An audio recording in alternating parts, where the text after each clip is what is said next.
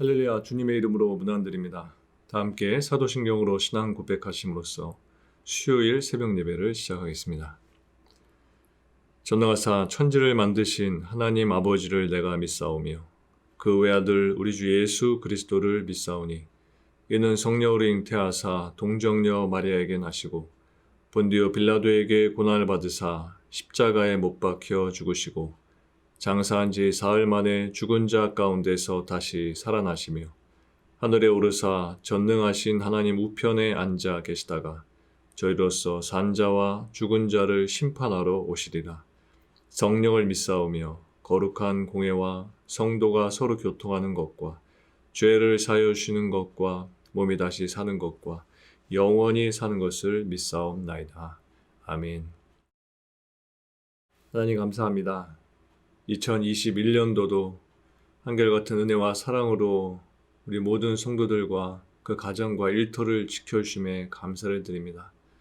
코로나로 여전히 어려운 상황 중에 있지만 그 가운데서도 우리와 함께 해주셔서 말씀으로 찾아와 주시고 또 기도하는 가운데 우리에게 귀한 사랑을 전해주심을 감사드립니다.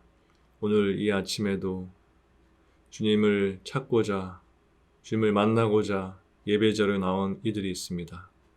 한 사람 한 사람 성도들의 삶 가운데 마음 가운데 이 시간 찾아가 주셔서 오늘 하루도 주님과 동행하며 기쁨과 감사로 살아가는 하루 될 수 있도록 도와주시옵소서. 이 아침에도 주님의 말씀을 함께 나누려고 합니다. 생명의 말씀이 우리들에게 영의 양식이 되어서 오늘도 하나님만을 구하며 하나님만을 바라보며 살 수 있는 그 믿음을 소유할 수 있도록 인도해 주시고 오늘도 말씀을 붙들고 기도하는 삶 사는 가운데 우리에게 보게 하시는 이 세상 가운데 헐벗고 굶주리고 연약한 가운데 있는 이들을 바라보며 사랑을 나누며 또 그들을 위해 중보 기도하는 하루가 되도록 인도하여 주시옵소서. 주님의 말씀을 듣기 원합니다. 우리에게 주님의 말씀을 들려 주시옵소서. 하늘의 양식을 우리들에게 공급해 주시옵소서. 하나님의 살아계심이 말씀 가운데 드러나도록 역사하여 주시옵소서. 감사드리며 예수님의 이름으로 기도합니다. 아멘. 하나님께서 오늘 우리들에게 주시는 말씀은 시편 148편 1절부터 14절까지의 말씀입니다. 제가 2번 반복해서 봉독해 드리겠습니다. 할렐루야, 하늘에서 여호와를 찬양하며 높은 데서 그를 찬양할지어다. 그의 모든 천사여 찬양하며 모든 군대여 그를 찬양할지어다. 해와 달아 그를 찬양하며 밝은 별들아 다 그를 찬양할지어다. 하늘의 하늘도 그를 찬양하며 하늘 위에 있는 물들도 그를 찬양할지어다. 그것들이 여호와의 이름을 찬양함은 그가 명령하심으로 지음을 받았음이로다. 그가 또 그것들을 영원히 세우시고 패하지 못할 명령을 정하셨도다. 너희 용들과 바다여 땅에서 여호와를 찬양하라.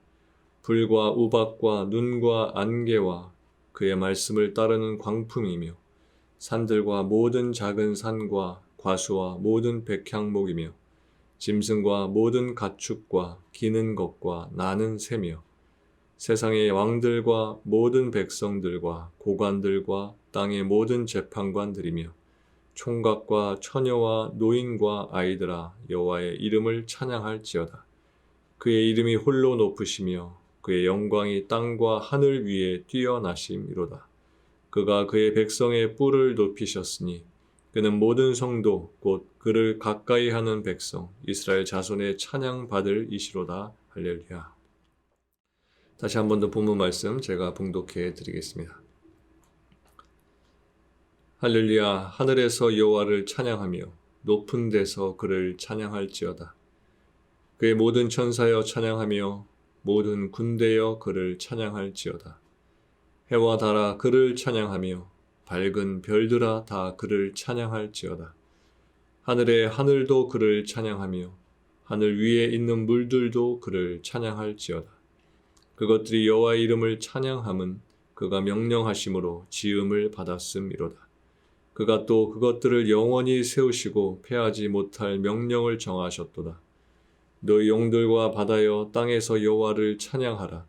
불과 우박과 눈과 안개와 그의 말씀을 따르는 광풍이며 산들과 모든 작은 산과 과수와 모든 백향목이며 짐승과 모든 가축과 기는 것과 나는 새며 세상의 왕들과 모든 백성들과 고관들과 땅의 모든 재판관들이며 총각과 처녀와 노인과 아이들아 여호와의 이름을 찬양할지어다. 그의 이름이 홀로 높으시며 그의 영광이 땅과 하늘 위에 뛰어나심이로다. 그가 그의 백성의 뿔을 높이셨으니 그는 모든 성도 곧 그를 가까이 하는 백성 이스라엘 자손의 찬양 받을 이시로다. 할렐루야. 아멘. 다시 말씀 읽으시면서 개인적으로 말씀을 묵상하고 기도하는 시간을 가지시기 바랍니다.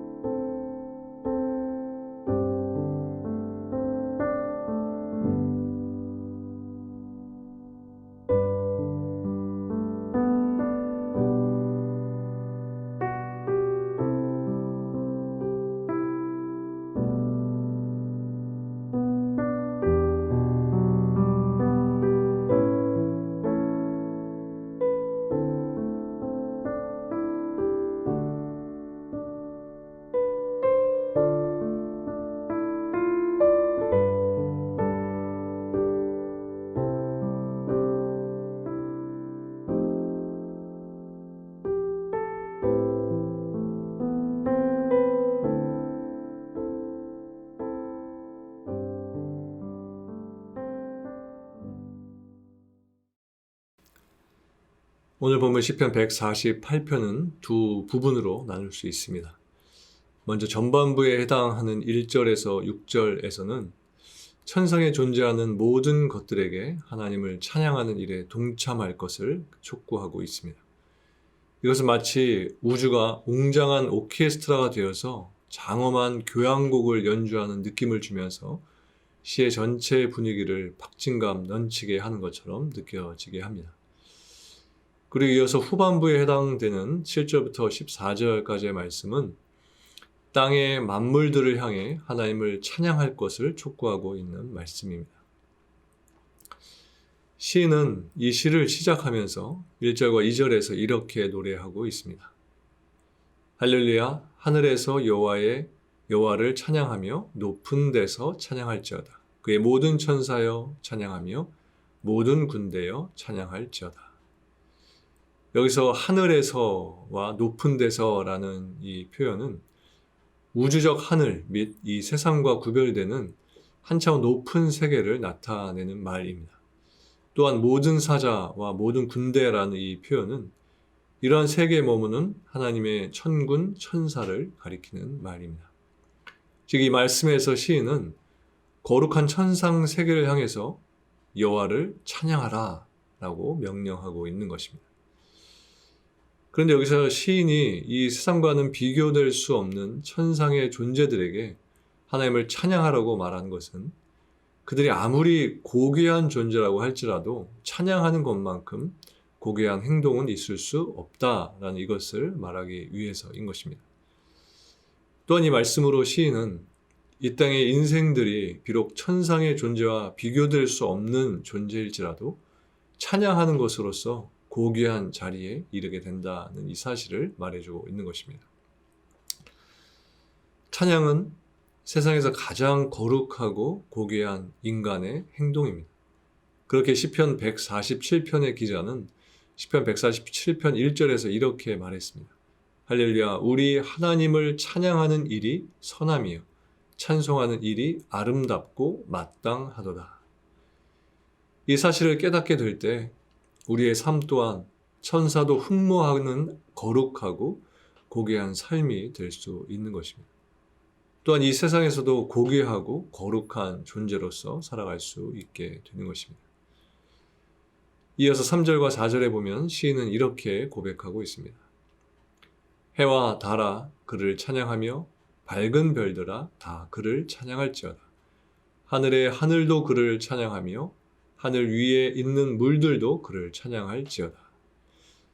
이미 1절과 2절에서 하늘의 천군과 천사를 향해 찬양할 것을 요청했던 시인은 그들뿐만 아니라 생명이 없는 다른 무생물들에 대해서도 동일하게 하나님을 찬양하도록 요청하고 있는 것입니다.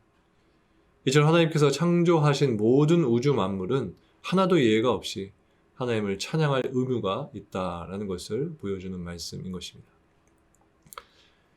비록 바쁘고 정신없이 하루하루를 살아가고 있는 우리들이지만 성도라면 단 한 사람의 예외도 없이 하나님을 찬양하는 삶을 살아야 하는 것입니다.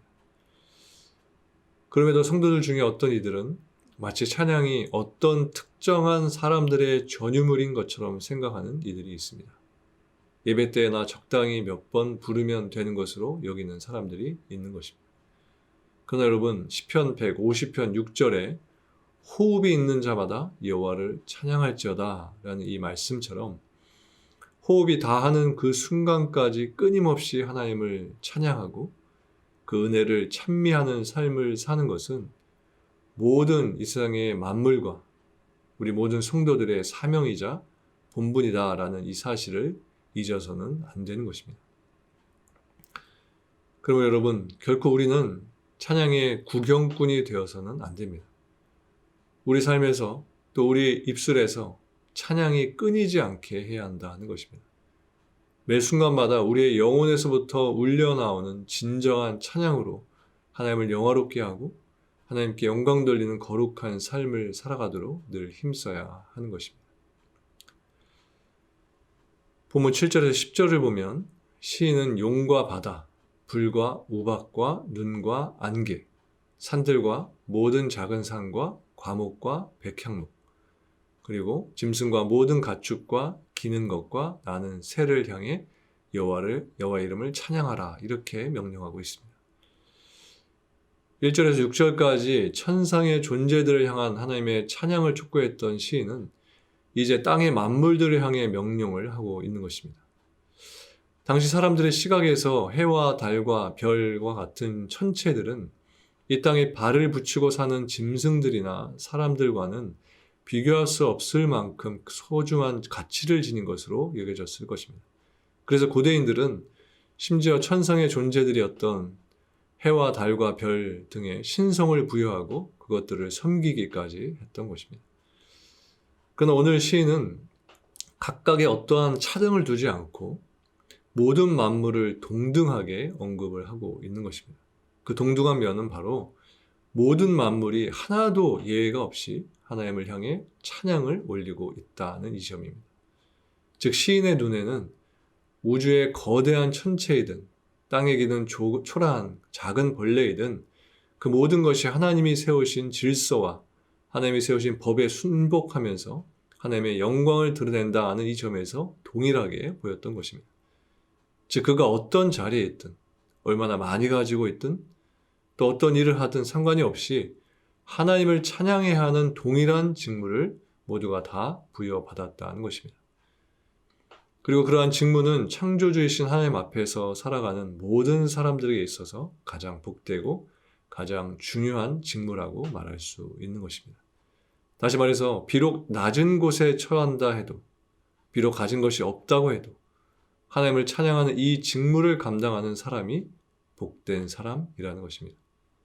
또 아무리 가진 것이 많고 아는 것이 많고 또 높은 자리에 있다 해도 이 직무를 소홀히 여기고 이것을 무시하는 사람이 있다면 그 사람은 자신이 감당해야 할 가장 소중한 본분을 망각한 가장 무지하고 어리석은 자인 것입니다. 이와 관련해서 기독교 최고의 고전 중에 하나인 그리스도를 본받아라는 책을 쓴 토마스 아켄피스는 그의 책에서 이런 말을 했습니다. 온 우주의 이치와 땅의 모든 지혜를 소유한 자라도 그가 하나님을 알지 못하고 하나님께 감사도 찬송도 모르는 사람이라면 무지함과 비참함에 둘러싸여 살지만 하나님께 감사하는 농부보다 나을 게 무엇이 있는가? 이렇게 말했습니다. 여러분, 그렇다면 여러분이 이 귀한 직무를 감당하고 계신가요? 혹 모든 세상 만물과 하늘의 해와 달과 별과 땅의 모든 것이 하나님의 영광을 드러내는데 거기서 나는 아니다. 이렇게 자신을 열애시키고 있지는 않으신가요? 그렇다면 여러분은 아무리 높은 자리에 있고 아무리 많은 재물을 소유하고 있다고 해도 가장 중요한 것을 잃어버린 불행한 인생을 살고 있는 것입니다. 비록 가진 것이 없고 초라한 삶을 산다고 해도 하나님을 높이고 하나님께 영광을 돌리는 삶을 살아야 하는 것입니다. 그것이 우리의 인생에서 가장 가치 있고 가장 복된 일인 것입니다. 본문 11절에서 13절에서 시인은 세상의 왕, 모든 백성, 모든 고관들과 모든 재판관들과 남녀노소 할 것 없이 모든 이들은 하나님을 찬양해야 한다고 말씀하고 있습니다. 특별히 시인은 각 단어들을 서로 짝을 지어서 열거하고 있는데 이 단어들은 당시 사회적 관념으로 볼 때 주인과 종의 개념을 가진 단어라는 이러한 연관성을 가지고 있습니다. 즉, 백성은 왕을, 제자는 스승을, 여자는 남자를, 아이는 노인을 존경하고 복종해야 한다는 면에서 유사한 관계성을 가지고 있다는 것입니다. 그런데 시인은 이처럼 다양한 계층의 남녀노소들을 열거하면서 그럼에도 불구하고 진정한 찬양과 복종의 대상은 오직 하나님뿐이시고 모든 인생은 하나님만을 찬양하고 그분의 말씀에만 복종해야 한다는 것을 강조해서 말하고 있는 것입니다. 여러분, 사람들이 세상에서 성공하고자 열심히 노력하고 애쓰는 이유가 무엇일까요? 자기 만족이나 성취감을 누리기 위한 것도 있겠지만 가장 큰 이유는 사람들로부터 존경을 받고 자신이 영광을 얻으려는 마음이 있기 때문인 것입니다. 심지어 그러한 자격이 없는 사람은 거짓으로 가장을 하고서라도 그러한 존경과 영광을 얻으려는 사람들도 있습니다. 그러니 이러한 사람들이 왕이 되고 재판관이 되고 섬김을 받고 존경을 받아야 할 자리에 오르게 된다면 얼마나 흡족해 하겠습니까? 얼마나 그것으로 기고만장하겠습니까? 그런데 시인은 비록 세상에서 왕의 자리에 오른 자라도 또 스승이나 권력의 자리에 앉은 자라도 결코 기고만장할 것이 없는 것은 그들 또한 마찬가지로 하나님을 향해 찬양해야 하는 사람들이고 하나님 앞에 무릎을 꿇어야 할 경배자라는 사실에 불과하다라는 이것을 지적하고 있는 것입니다. 13절에서 시인은 여호와 이름을 찬양할 것을 다시 한번 촉구하면서 그 이름을 찬양해야 하는 이유를 분명하게 제시해 주고 있습니다. 그것은 곧 그 이름이 홀로 높으시며 그의 영광이 땅과 하늘 위에 뛰어나시기 때문이다 라고 말했습니다.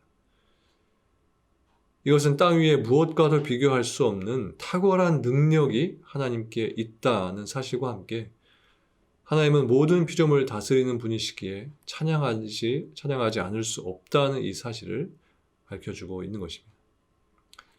그렇다면 시인은 왜 이토록 수많은 예들을 열거하면서 계속해서 하나님을 향한 찬양을 명령하고 있는 것일까요? 그것은 그때 당시나 지금이나 우리 인간들이 하나님의 이름에 합당한 영광과 합당한 찬양을 올려드리지 못하고 있기 때문인 것입니다. 그리고 끊임없이 하나님을 찬양하고 송축해야 할 그 입에서 오히려 불신과 오히려 원망의 말들이 쏟아져 나오고 있기 때문이기도 한 것입니다. 여러분, 다윗이 어떻게 해서 그토록 많은 시를 지을 수 있었던 것일까요? 그것은 결코 지으려고 지은 것이 아니라 지어지니 그렇게 시를 짓게 되었던 것입니다. 다시 말해서 그의 내면에 하나님이 베푸신 구원과 은혜에 대한 주체할 수 없는 감격이 그에게 있었기 때문에 하나님께서 행하신 일을 표현하지 않을 수 없었던 것입니다. 그렇게 해서 그의 감사와 감격이 찬양의 시로서 승화되었던 것입니다. 이처럼 하나님의 구원을 체험하고 그 은혜를 경험한 사람은 하나님을 찬양하지 않을 수 없는 것입니다. 하나님께 감사와 감격의 노래를 부르지 않을 수 없다는 것입니다. 여러분, 여러분의 삶에도 이와 같은 감사와 감격과 사랑이 여러분의 삶 속에서 찬양으로 울려 퍼지시기를 바랍니다. 혹시 그것이 식어지고 또 그것이 사라져 들고 있다면 다시 하나님께서 베푸신 은혜를 기억해 보시기 바랍니다. 그 은혜를 헤아려 보시기 바랍니다.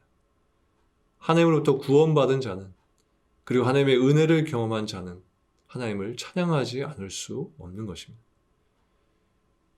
이제 2021년이 3일 남았습니다. 여러분, 지난 한 해 동안 나의 본래 위치와 그 위치에서 지켜야 할 이 소중한 찬양의 본분을 지키면서 살아오셨습니까? 하나님께서는 이 찬양의 본분을 우리 모두에게 주셨다는 것을 기억하시면서 남은 2021년의 이 남은 3일, 그리고 새롭게 시작될 2022년에 날마다 찬양하시면서 하나님께 영광 돌리시는 저와 여러분들 모두가 되시기를 주님의 이름으로 간절히 축원합니다. 함께 기도하시겠습니다. 하나님, 감사합니다. 이번 2021년 한 해도 한결같은 마음과 또 자세로 매일 아침 주님을 경배하며 하나님께 영광 돌리며 주님을 예배케 하심을 감사드립니다. 오늘도 시인의 고백처럼 우리들 또한 하나님께서 지으신 모든 창조물들과 함께, 피조물들과 함께 찬양하는 삶을 오늘 하루도 살기를 소망합니다. 찬양의 고백이 우리들의 입술과 마음속에 항상 울려 퍼질 수 있도록 성령 하나님, 우리를 붙들어 주옵소서.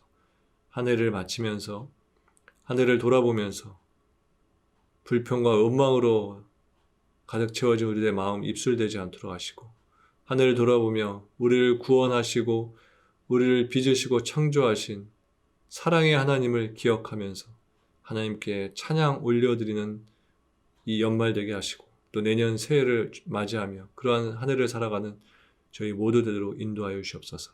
감사를 드리며 예수님의 이름으로 기도합니다. 아멘. 하늘에 계신 우리 아버지여, 이름이 거룩히 여김을 받으시오며 나라가 임하시오며 뜻이 하늘에서 이루어진 것 같이 땅에서도 이루어지이다. 오늘 우리에게 일용할 양식을 주시옵고 우리가 우리에게 죄 지은 자를 사하여 준 것 같이 우리 죄를 사하여 주시옵고 우리를 시험에 들게 하지 마시옵고 다만 악에서 구하시옵소서. 나라와 권세와 영광이 아버지께 영원히 있사옵나이다. 아멘.